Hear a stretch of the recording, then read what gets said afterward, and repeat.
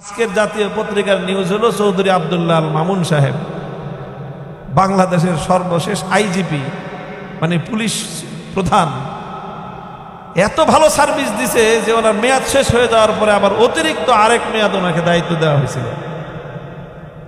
তিনি আজকে গত জাতীয় পত্রিকায় দেখলাম পরিস্থিতির সম্মুখীন হয়ে তিনি বলতেছেন যে হাসিনার সমস্ত অপকর্মের সাক্ষী আমি দিব।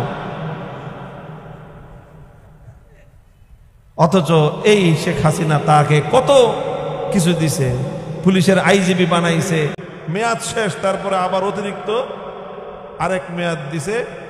এখন সে কি একটা পরিস্থিতির সম্মুখীন হয়েছে বলেন।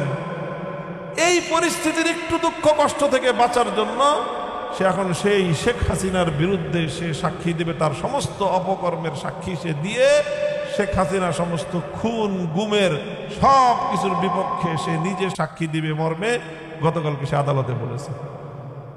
এই তো জীবন। তো বলেন, দুনিয়ার এতটুকু কষ্টের সম্মুখীন হওয়ার পর তোমার আইজিপি গিরির 6 বছরের সমস্ত শান্তি মুহূর্তের মধ্যে তুমি ভুলে গেলা।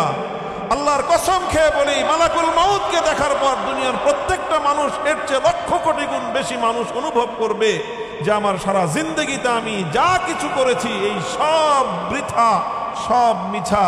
এখন আমি যেটার সম্মুখীন হচ্ছি এটাই বাস্তব। আল্লাহ পাক আমাদেরকে সেই দিন আসার আগে রিয়ালাইজেশনের সুযোগ তৌফিক দান করেন, আগেই যেন রিয়ালাইজ করতে পারি, আগেই যেন বাস্তবতাটা উপলব্ধি করতে পারি।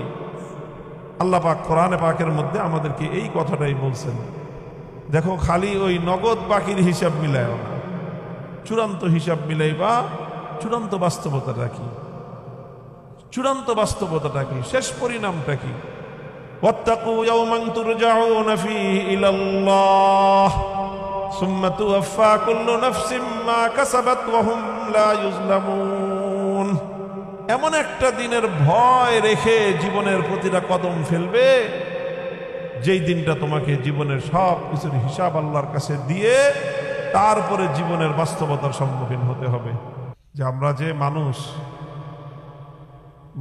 না হয়ে আমরা মানুষ না বানিয়ে আল্লাহ যদি আমাদেরকে অন্য কোনো মাখলুক বানাতেন, গরু, ছাগল, কুকুর, বিড়াল, চতুষ্পদ জন্তু এবং অন্যান্য কত রকম মাখলুকাত আল্লাহর আছে, আল্লাহ যে আমাদেরকে সেই ধরনের কোনো জানোয়ার না বানিয়ে, মাখলুক না বানিয়ে, কোনো প্রাণী না বানিয়ে আল্লাহ যে আমাদেরকে মানুষ বানালেন, এটা তো একদিকে আমাদের জন্য গৌরবের বিষয়, আনন্দের উপলক্ষ, কিন্তু সেই সাথে এটা আবার অনেক বড় একটা ঝুঁকিপূর্ণ এবং ভয়েরও বিষয়। হাদিসে পাকের মধ্যে অনেক সাহাবীদের এরকম ঘটনা বর্ণিত হয়। খোদ হযরত আবু বকর সিদ্দিক রাদিয়াল্লাহু তাআলা আনহু, যিনি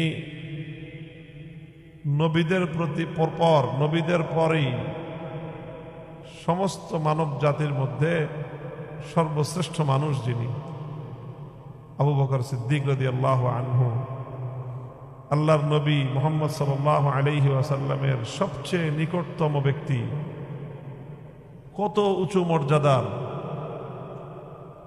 সেই আবু বকর সিদ্দিক রাদিয়াল্লাহু তাআলা আনহু অনেক সময় নিজের জীবন নিয়ে এত ভীত সন্ত্রস্ত হয়ে পড়তেন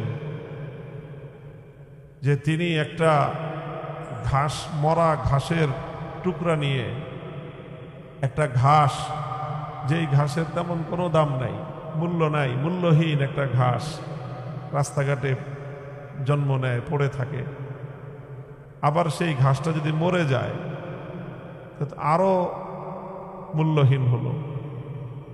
সেই মরা একটা ঘাসের টুকরো হাতে নিয়ে তিনি আফসোস করে বলতেন, হায় আমি যদি এই মরা ঘাসের টুকরা হইতাম, আমি যদি মানুষ না হয়ে এই মরা ঘাসের একটা টুকরা হইতাম, তাহলে সেটা আমার জন্য কত বেশি নিরাপদ ছিল।